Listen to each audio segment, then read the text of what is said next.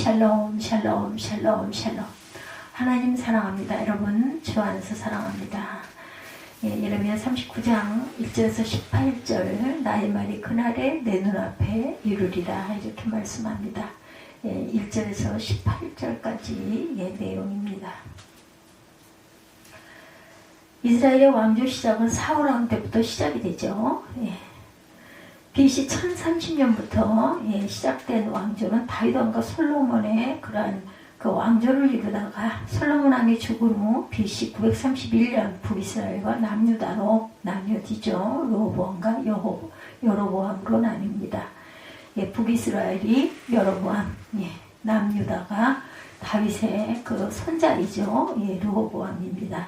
북이스라엘은 BC 722년 아수르에 의해서 멸망을 당하고 남유다는 586년, 그러니까 100년 조금 더 한 130년 동안 더 있다가 남유다가 결국 멸망을 하죠.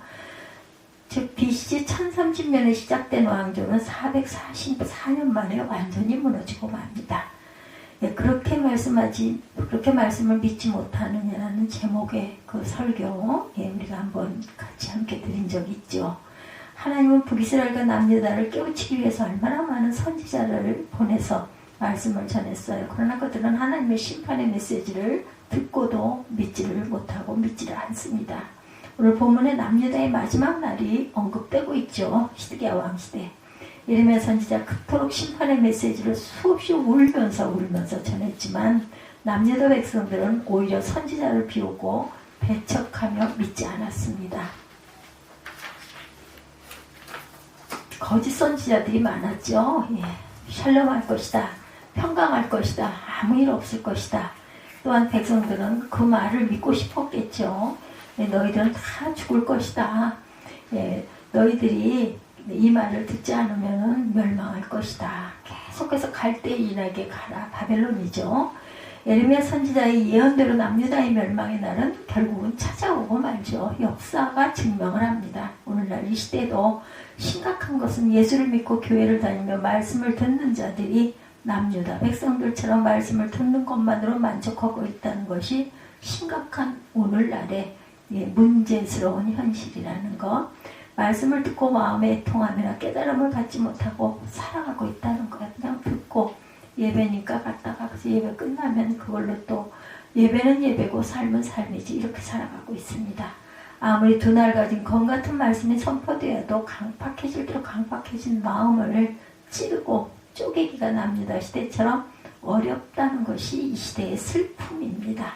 하나님의 말씀은 반드시 이루어짐에도 불구하고 그 말씀을 믿지 못하고 산다는 것은 하나님에 대한 불신앙이라는 것. 마태복음 5장 18절이죠. 천지가 없어지기 전에는 율법의 1.1획도 결코 없어지지 아니하고 다 이루리라. 이렇게 예수께서 말씀하셨어요. 오늘 본문에 남유다가 멸망하는 그날의 대표적인 세 사람의 모습이 기록되고 있죠. 시드기야 왕과 예레미야 선지자 에벤멜렉 이렇게 세 사람입니다. 시드기야 왕은 계속해서 예레미야에게 하나님께서 바른 말이 있느냐라고 자꾸 묻죠. 구덩이에 쳐넣은 것을 끌어올려서 다시 또 묻고 합니다. 똑같습니다. 갈대아인에게 항복해야만 당신이 살 것입니다. 또 이 성도 유지가 될 것입니다. 그렇지 않으면 멸망하고 당신도 죽습니다. 이 세 사람의 모습은 말씀을 믿지 아니하는 자와 말씀을 순종하는 자의 모습으로 나뉩니다. 말씀을 순종치 아니한 자의 끝과 순종한 자의 끝이 여러분 어떻게 끝났는지 보시고 진실로 하나님의 말씀을 들었다면 순종하며 살아가는 귀하고 복된 저와 여러분들이 되시기 바랍니다. 첫 번째 예루살렘의 함락입니다. 솔로몬 왕이 세운 예루살렘 성전은 BC 965년부터 7년 동안 지은 성전이었어요. BC 958년에 완공된 이 성전이 이제 372년 만에 완전히 불 속으로 사라지게 되죠. 그렇게 열심히 누가 다윗 왕이 준비해가지고 지었던 예루살렘 성전. 그때를 성경은 분명하게 기록하고 있어요. 시드기야 왕 11년 4월 9일이라고 기록되어 있습니다. 시드기야 9년부터 예루살렘 성을 포위했던 바벨론 군대는 1년 6개월 만에 예루살렘 성을 함락시킵니다. 많은 거짓 선지자들이 바벨론의 세력이 곧 꺾일 것이라고 했지만 왕과 백성들은 이 말을 믿고 예레미야 선지자를 박해하고 죽이려고 하죠. 이제 예루살렘 성이 바벨론의 함락됨으로 예레미야 예언이 하나님께로부터 받은 참된 것임은 밝혀졌습니다. 예루살렘 성이 함락되자 바벨론 왕과 고관들은 성 중심부로 완전히 장악하죠. 4절을 보면 예루살렘 성이 함락되자 시드기야 왕은 왕의 동산길을 따라 도망을 칩니다. 왕은 동산길, 비밀 통로를 말하죠. 시드기야 왕은 이 비밀 통로를 통해서 도망을 가죠. 아라바로, 지금의 아라비아겠죠. 도망칩니다.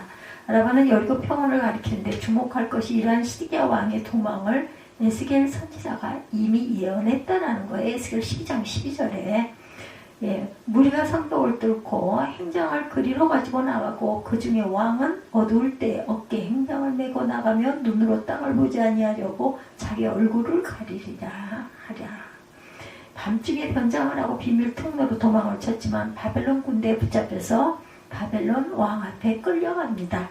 6절을 보면 바벨론 왕은 시드기야의 두 눈 앞에서 그의 아들들을 죽이고 남유다의 모든 귀족들을 죽입니다.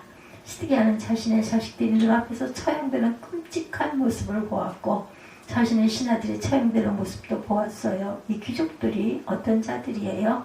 예레미야 선지자를 핍박하고 천대하고 멸시하고 죽이려 했던 자들입니다. 그들은 죽어가면서 예레미야 선지자의 말에 순종하지 아니한 것을 후회했을 것이고 7절에도 보면 바벨론 왕은 시드기야에게 더 무서운 형벌이 주어지죠. 시드기야의 두 눈을 뽑고 바로 죽이지 않고 쇠사슬로 결박해서 바벨론으로 끌고 가서 죽는 날까지 오게 가두어서 죽게 합니다. 예레미야 52장 11절에 시드기야의 두 눈을 빼고 놋사슬로 그를 결박하여 바벨론 왕이 그를 바벨론으로 끌고 가 그가 죽는 날까지 오게 가두었더라. 왜 이런 일을 당했을까요? 좀 믿죠. 그죠? 시드기야도 예레미야 선지자의 말을 듣지 아니한 것을 후회했을 겁니다. 그러나 이미 하나님의 구원의 손길이 남유다를 떠난 후였죠. 끝이 아니죠. 8절에서 10절을 보면 하나님은 예레미야 선지자에게 하셨던 심판의 말씀을 바벨론이라는 나라를 통해서 도구죠. 도구. 그대로 이루십니다. 바벨론 군대는 예루살렘 왕궁과 성전과 백성들의 집까지 모두 다 불태워버립니다. 예레미야 52장 13절에 야훼 성전과 왕궁을 불사르고 예루살렘 모든 집과 고관들의 집까지 불살랐으며 하나님은 철저하게 예루살렘을 심판하세요. 이스라엘 백성들이 그렇게도 자랑하고 자부심을 가지고 있던 화려한 예루살렘 성전이 바벨론 군대의 말발굽에 짓밟혔고 불 속에서 한 줌의 재로 사라집니다. 우리는 지금 어떤 소설책을 읽고 있는 것이 아니죠. 이스라엘 역사를 보고 있는 것이요. 성경을 통해서 역사적으로 분명한 사실을 보고 있습니다. 얼마나 목이 터져나고 하나님의 선지자들이 외쳤어요. 예레미야 선지자가 얼마나 깨닫도록 하루에 애를 썼습니까? 토기를 사서 백성들 앞에 깨뜨리기도 했고 목에 멍에를 메고 돌아다니기도 했고, 그죠? 행위 그 예언도 많이 했습니다. 배띠를 허리에 차고 다니기도 했고, 초상집도 결혼하는 집도 가지 않는 모습도 보였고, 그들을 위해 눈물로 외쳐도 와서 눈물의 선지자가 되기도 했습니다. 특히 시드기야 11년 동안 왕의 자리에 있으면서 가장 가까이서 수없이 예레미야 선지자의 심판의 말씀을 시드기야는 들었을 것입니다. 한 사람이 잘못된 생각과 판단이 엄청난 결과를 가져왔어요. 그 책임이 너무나도 컸기에 시드기야가 당한 고통은 다른 사람들보다 아마 몇 배는 컸을 것입니다. 예레미야 38장 17, 8절에 보면 예레미야가 시드기야에게 이르되 만군의 하나님이신 이스라엘의 하나님 야훼께서 이와 같이 말씀하시되 내가 만일 바벨론의 왕의 고관들에게 항복하면 내 생명이 살겠고 이 성이 불사름을 당하지 아니하겠고 너와 내 가족이 살려니와 만일 나가서 바벨론 왕의 고관들에게 항복하지 아니하면 이 성이 갈대아인 손에 넘어가리니 그들이 이 성을 불사를 것이며 너는 그들의 손을 벗어나지 못하리라 하셨나이다. 똑같은 말을 반복해서 계속합니다. 시드기야는 마지막까지 예레미야 선지자의 말을 듣지 않았어요. 한 사람의 불순종이 남유다의 종말을 고한 거죠. 로마서 5장 19절입니다. 한 사람이 순종하지 아니함으로 많은 사람이 죄인된 것 같이 한 사람이 순종하심으로 많은 사람이 의인이 되리라. 아담이 불순종으로 인간은 모두 죄인이 됩니다. 그러나 예수 그리스도 한 사람의 순종하심으로 인간은 구원을 받을 수 있게 되었다. 나 한 사람이 하나님 말씀 앞에 순종할 때 그리스도의 구원의 역사가 나를 통해 이루어진다라는 것. 고넬료 한 사람의 순종으로 모든 가족이 구원받을 수 있었던 것처럼 나 한 사람의 순종으로 그리스도의 구원의 역사가 우리의 삶 가운데 일어나시기를 주님의 이름으로 축복합니다. 예레미야 5장 1절이죠. 진리를 구하는 자 한 사람이라도 찾으면 내가 이 성읍을 용서하리라. 이 세상은 남유다처럼 멸망받을 수밖에 없지만 그래도 내가 하나님 말씀에 순종하고 살 때 그리스도의 구원의 역사가 나를 통해서 일어날 것이다. 오늘날 수없이 들려지는 하나님 말씀은 곧 내가 하나님 말씀에 순종하며 살게 하기 위한 하나님의 음성이라는 사실을 깨달으시기 바라요. 두 번째 심판의 메시지를 믿었던 자들입니다. 11절에서 18절까지죠. 39장에 바벨론의 느부갓네살 왕이 예레미야에 대하여 사령관 느부사라단에게 명령하여 이르되 그들을 데려다가 선대하고 해하지 말며 그가 네가 말하는 대로 행하라. 이에 사령관 느부사라단과 대시장 느부사스반과 궁중장관 네르갈 사리셀과 바벨론 왕의 모든 장관이 사람을 보내어 예레미야를 감옥들에서 데리고 사반의 손자 아이감의 아들 그달에게 넘겨 그를 집으로 데려가게 하매 그가 백성 가운데 사니라.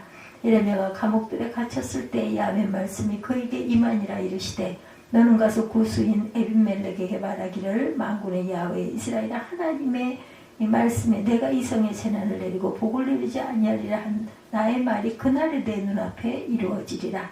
야훼 말씀이니라. 내가 그날에 너를 구원하리니 내가 그 두려워하는 사람들의 손에 넘겨지지 아니하리라. 내가 반드시 너를 구원할 것인즉 내가 칼에 죽지 아니하고 내가 노량물같이 내 목숨을 얻을 것이니 이는 내가 나를 믿었음이라. 야훼 말씀이니라 하시더라. 이렇게 말씀합니다. 거짓이 난무하고 거짓된 세력이 득세한 시대 속에서 하나님 말씀을 믿고 선포한다는 것 아주 어려운 일입니다. 본문에 하나님의 심판의 말씀을 믿었던 대표적인 세 사람이죠. 첫째는 심판의 말씀을 믿었던 예레미야 선지자. 하나님께 직접 말씀을 받은 예레미야였지만 얼마나 많은 갈등이 있었겠습니까? 그죠? 20장에서 자세히 나타나 있습니다. 예레미야 선지자의 첫 번째 갈등은 심판의 메시지를 전하지 아니하면 답답하여 견딜 수가 없었다.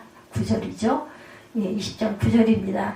내가 다시는 야훼를 선포하지 아니하며 그 이름으로 말하지 아니하리라 하면 나의 마음이 불붙는 것 같아 골수에 사무치니 답답하여 견딜 수가 없나이다.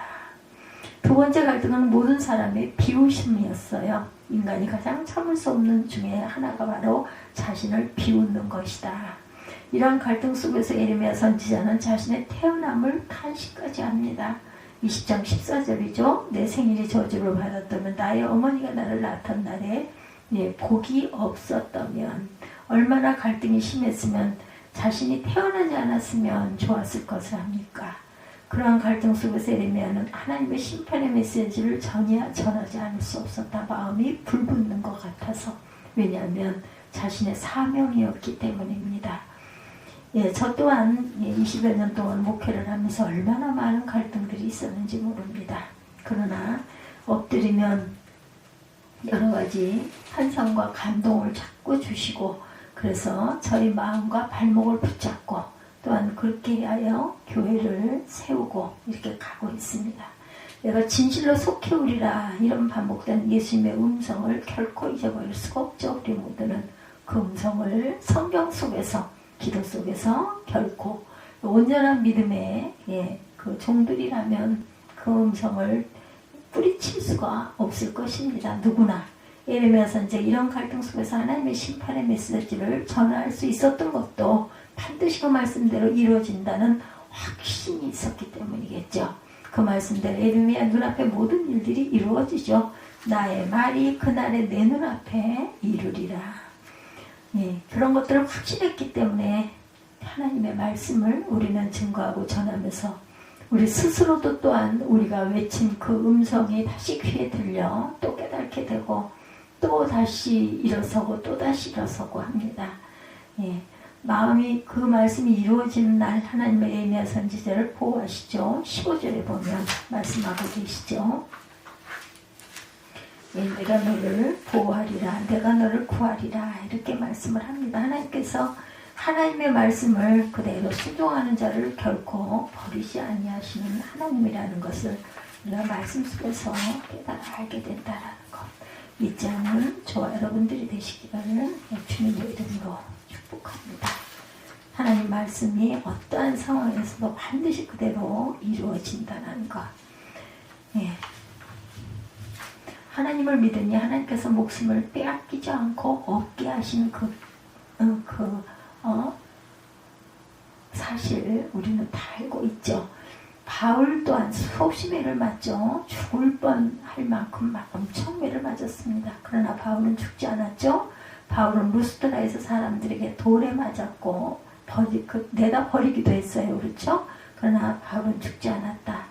하나님께서 목숨을 빼앗기지 않게 하신 거죠. 그는 죽을 만큼 고통스러운 태풍을 만나서 파산을 당하고 화물도 벌였지만 그래도 다시 목숨을 얻게 됐던 바울입니다.